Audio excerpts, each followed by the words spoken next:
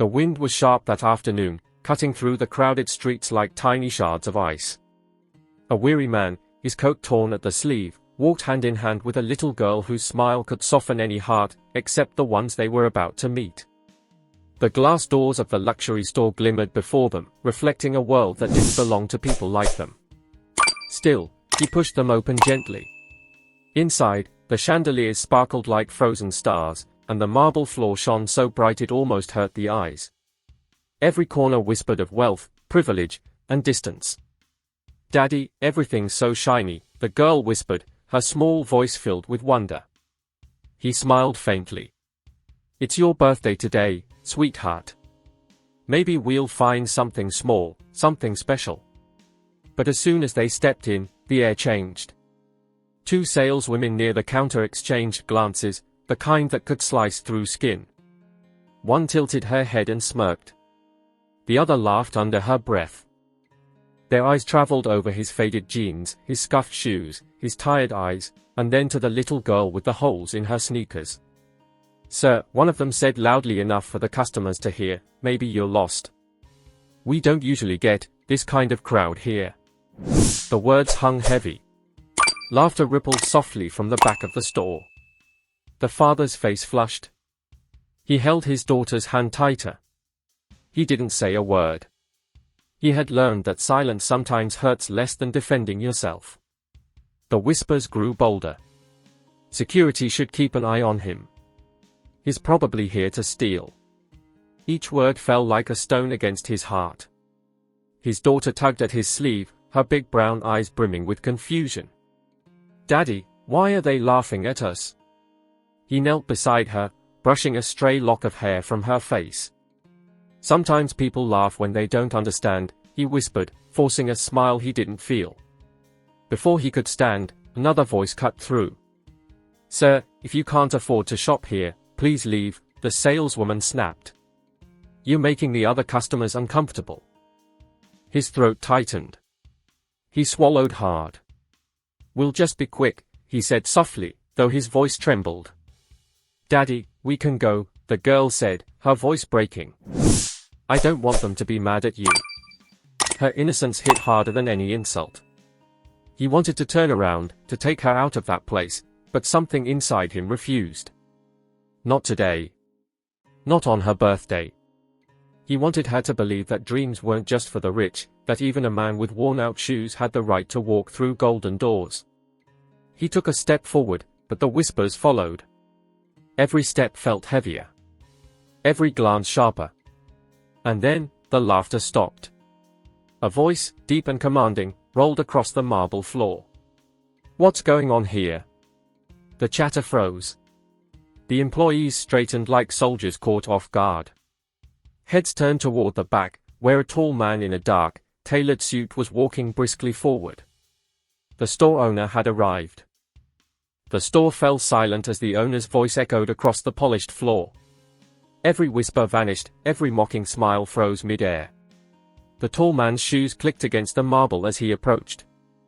The saleswoman hurried to explain, pointing toward the father and his daughter. "Sir, this man doesn't belong here. He's disturbing our customers." The owner didn't respond at first. His eyes locked on the poor man, not on his worn jacket or his calloused hands, but on his face. Something about it tugged at an old memory buried deep within him. The father stood still, clutching his daughter's tiny hand. He expected another humiliation. Another order to leave. But then, the owner's expression shifted. His brows furrowed. His steps slowed.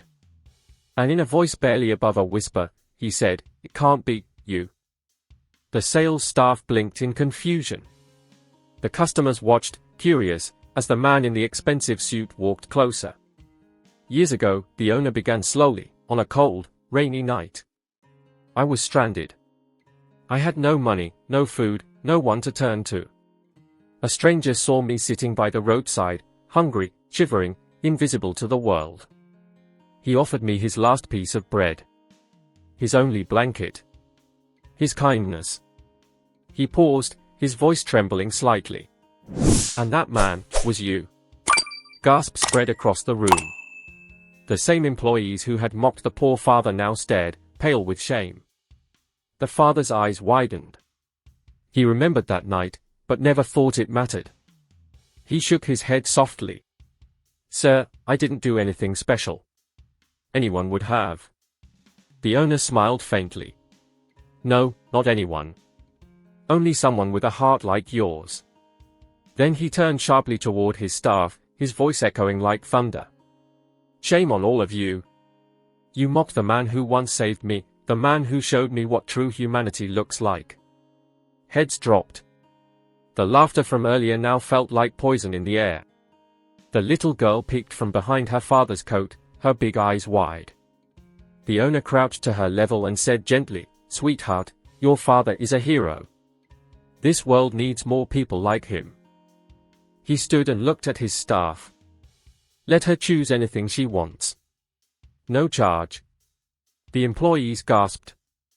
The customers exchanged whispers, some even wiping tears. The little girl's eyes sparkled. "Anything?" she asked shyly. The owner nodded with a warm smile. "Anything." She didn't rush to the jewelry counters or the golden displays. Instead, she walked to a quiet corner where a small silver locket rested inside a simple glass case. She picked it up carefully, holding it close to her chest. "This one," she whispered. "It's perfect." The owner smiled again. "You have your father's heart, you see value not in price, but in love." The father's eyes glistened. He could barely speak. "Thank you," he murmured. "For remembering, for seeing us." The owner placed a hand on his shoulder. "You gave me kindness when I had nothing. Today, I only returned a fraction of what I owe." As the father and daughter walked toward the exit, the same people who had once laughed now moved aside, their faces red with guilt. The little girl clutched her locket tightly, a symbol not of wealth, but of dignity restored. When they stepped outside, the cold wind brushed against their faces, but it didn't sting anymore. Because this time, they walked out not in shame, but in pride. Moral lesson: never judge someone by what they wear or how much they own. Every person carries a story, and every act of kindness, no matter how small, can echo across years, returning when least expected.